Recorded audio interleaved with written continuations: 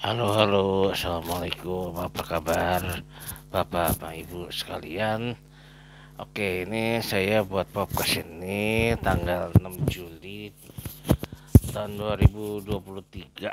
Ini banyak sekali pertanyaan dan pernyataan dari beberapa klien yang mereka tidak mengikuti prosedur dan mengatakan istilahnya rata-rata berkata, saya mau ketemu langsung Pak Hermes, saya nggak mau kasusnya lewat admin, saya mau langsung ketemu aja langsung sama Pak Hermes.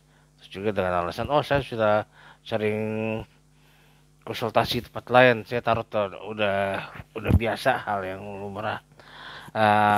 Mohon maaf, semua harus mengikuti prosedur dan harus lewat admin dulu, dan nanti dari admin akan ngajukan ke saya cek kalau saya oke baru kita bisa ketemu seperti itu. Kenapa harus seperti itu? Karena ada beberapa hal mungkin yang saya akan coba jelaskan ya. Yang terbanyak ini karena banyak sekali yang aneh-aneh, terpaksa saya harus buat aturan yang lumayan tegas ya ke semua klien tanpa kecuali. Termasuk kalau anda pun seorang pejabat pun sama sama seperti uh, istilahnya anda masuk BPJS pun berobat ngantri seperti itu, atau anda mau bayar pajak pun harus ngantri ikut prosedurnya. Nggak bisa karena mentang-mentang anda mau bayar pajak langsung anda suka-suka, oh saya mau duluan sama, nggak bisa, karena ini negara bukan punya bapak lu istilahnya, dan bukan punya mak lu, ini negara punya bersama seperti itu. Nah, ini beberapa alasan kenapa saya buat aturan yang harus lewat jalur admin. Satu, memastikan klien mengetahui bahwa konsultasi tarot dengan kami itu berbayar, bukan gratisan. Kenapa seperti itu? Karena ada beberapa klien yang mereka konsultasi dengan mengatakan, oh saya sudah tahu, oh saya sudah lihat website. Nyatanya mereka tidak melihat website, mereka tidak tahu konsultasinya, dan mereka tidak tahu biayanya, dan dengan sangat pede datang. Ketika selesai kita sesuai dengan prosedur kita minta pembayarannya, mereka kaget lah, kok bayar seperti itu. Dia bilang saya curhat sama teman saya aja nggak bayar, saya buka taruh teman-teman saya aja nggak bayar. Ya beda lah, kami profesional, kita kerja ya harus dibayar seperti itu. Dan bahkan ada yang ketika kita buka minta tagihan, mereka kaget, oh mahal banget segitu. Ya maaf, saya Hermas Fortun sudah nangani tarot sejak tahun 1989. Saya udah 30 tahun lebih menangani klien di dunia tarot. Sama aja seperti ini, Anda kalau mau yang murah silahkan naik Lion Air, tapi celakanya paling banyak pesawat mana. Tapi kalau Anda mau lebih safety, mau lebih nyaman, ya naik Garuda mahal. Dan kita bisa lihat track record Garuda sama Lion Air bagusan mana seperti itu. Jangan mentang-mentang uh, wah saya mau murah tapi selamat, nggak ada. Garuda mahal tapi fasilitasnya oke sekali, dan saya pun kemana-mana minimal naik Citylink. Saya tidak mau tuh naik yang namanya Lion Air, karena apa, fakta menyatakan itu banyak kecelakaan seperti itu. Begitu juga kenapa saya mahal sama seperti naik Garuda, saya dia terbang udah lama, saya tahu cara menangani klien yang sudah lebih dari 30 tahun.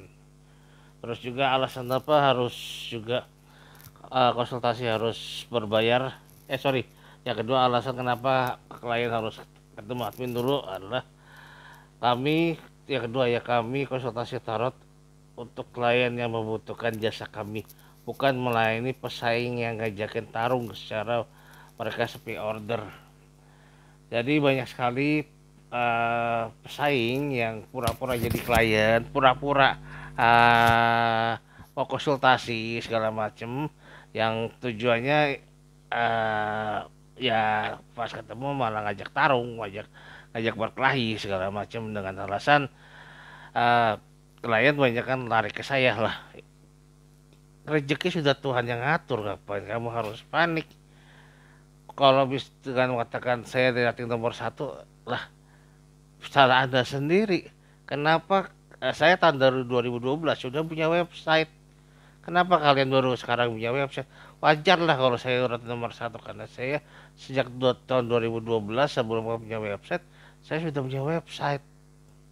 Wajar lah, Google kan untuk siapa yang klik paling banyak itu yang akan urutan nomor satu. Seperti itu. Jadi kami menyeleksi ke orang-orang yang klien yang benar butuh bantuan, dan kami tidak mau merespon dan tidak mau buang-buang waktu terhadap klien yang iri hati dan mengajakin ribut, karena tarot bagi kami buat perdamaian, cari sahabat, cari saudara, bukan cari musuh, seperti itu. Alasan yang ketiga, memastikan yang konsultasi tarot itu real klien, bukan orang ODGJ yang pura-pura jadi klien. Nah, ODGJ seperti apa ya? Wah, banyak sekali. Saya ketemu orang yang real ODGJ yang mau konsultasi, tapi satu contoh ya, satu minta konsultasi, minta ketemu, tapi dia nggak tahu kasusnya apa, nggak tahu pertanyaannya apa, tapi alasan terus, nanti ya, besok ya, kapan-kapannya kasusnya, padahal kami mau tahu kasusnya itu seperti apa. Karena pernah ada kejadian, saya pernah ngetes orang seperti itu, datang yang nggak tahu mau tanya apa, tapi maksa ngajakin ketemu. Saya layani untuk datang. Tahu apa yang terjadi?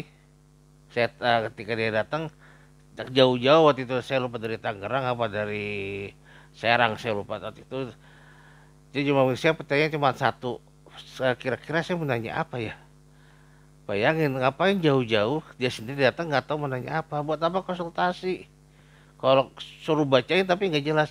Kita nangani orang yang benar-benar waras. Nah, orang yang punya kasus yang layak kita bantu, seperti itu. Bukan orang gara-gara punya duit tapi kalami ODGJ terus kita layanin, nggak bisa. Tarot bukan tanganin orang-orang stres, bukan tanganin orang-orang gila ya tepatnya.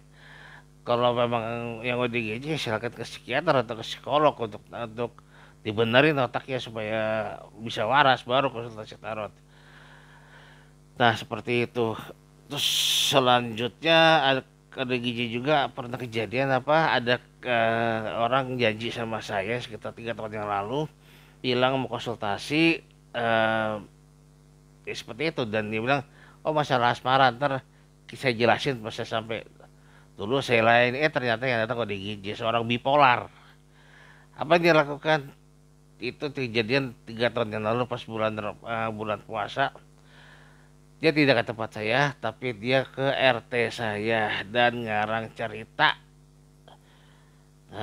yang enggak, dibilang saya menghamili dia, dan padahal saya tidak belum pernah ketemu. Singkat cerita, dalam sidang DRT itu terbukti, terucap juga secara lisan namanya, bahwa anaknya mengalami bipolar. Nah, kami hanya mau menangani orang-orang yang waras. Tahu dari waras dari mana? Dari pertanyaannya diajukan tuh kelihatan waras atau tidak. Seperti itu. Kalau datang ke sini tiba-tiba nyebar fitnah, minta dinikahin, ketemu nggak pernah, dibilang hamil gara-gara saya. Ya wajar sih, dia orangnya bipolar, punya kepribadian ganda. Jadi kami tidak melayani orang-orang yang mengalami ODGJ seperti itu. Dan bipolar termasuk salah satu kategori ODGJ ya, seperti itu. Terus juga yang selanjutnya, yang keempat, kami menghindari LGBT yang datang, seperti itu. Kok kenapa sih dari kami kok alergi banget sama LGBT? Kami dulu menangani LGBT ya, dari kaum lesbian, homoseksual atau biseksual. Dan apa yang terjadi? Ternyata banyak yang lebih parah dari itu.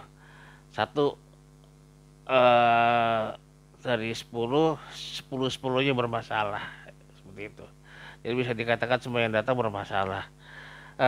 Satu, ada yang bilang mau konsultasi ke sini, eh, ternyata pas datang ke sini bukan konsultasi, malah dia menyatakan perasaannya sama saya, dan itu dia laki-laki juga dan saya laki-laki, dan saya bukan homo, dan dia menyatakan perasaan cintanya di depan istri saya. Itu namanya bikin orang enak, terus tapi pengen muntah dan pengen ketawa, seperti itu. Terus juga ada kejadian juga, bilang mau nanya, seorang ibu-ibu sekitar umur 53 tahun, bilang menanyakan tentang pasangan apa pasangan hidupnya, dan dia datang tanpa izin tiba-tiba. Kan kalau kita mikir orang yang pasangan itu pasti nanya suami, ya ternyata pas di dalam dia lesbian. Dan bukan hanya saya di situ, dia ke situ ke tempat kami tujuannya bukan hanya kasus, tapi dia malah masturbasi, ya real masturbasi.